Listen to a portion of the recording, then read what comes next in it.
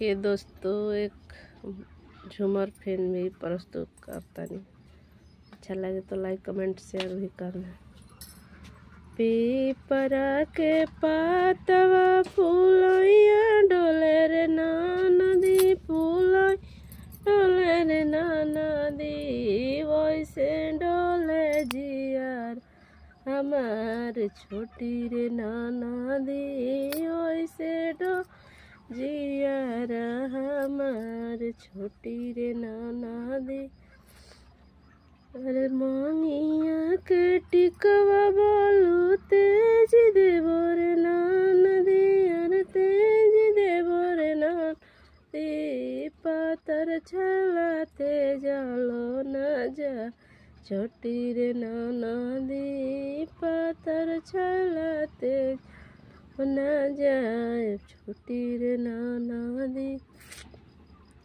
नकिया के नथिया बोलो तेज देवो रे नदी, अरे तेज देवो रे नदी, पातर छलाते जालो न जाए छोटी रे नदी, पातर छलाते जालो न जाए छोटी रे नदी।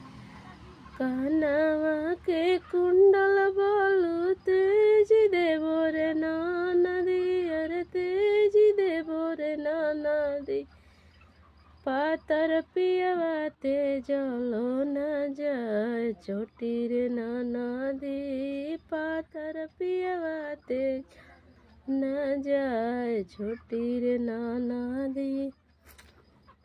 पीपरा के पातवा फूलैया डोले रे नदी, फूलैया डोले रे नदी, ओइसे डोले जियारा हमार छोटी रे नदी, ओइसे जियारा हमार छोटी रे नदी।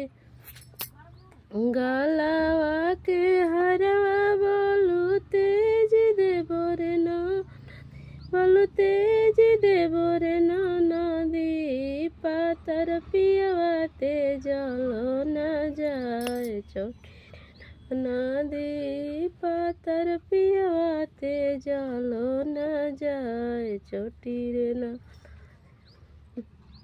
अरे गोड़ावा डाढ़ावा के करधन बोलू तेज देवो रे नदी, अरे तेज देवो रे नदी, तर पियवाते जलो न जाए छोटी रे नदी, पाते जलो न जाए छोटी रे नदी।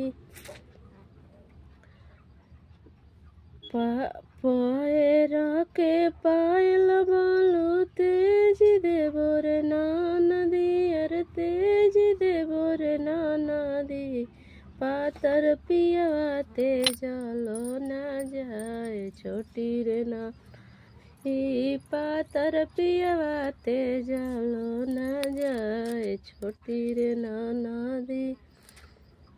पीपरा के पातवा फूलैया डोले रे नदी, फूलैया डोले नदी, ओइसे डोले जियारा हमार छोटी रे नदी, ओइसे डोले जियारा हमार छोटी रे नदी।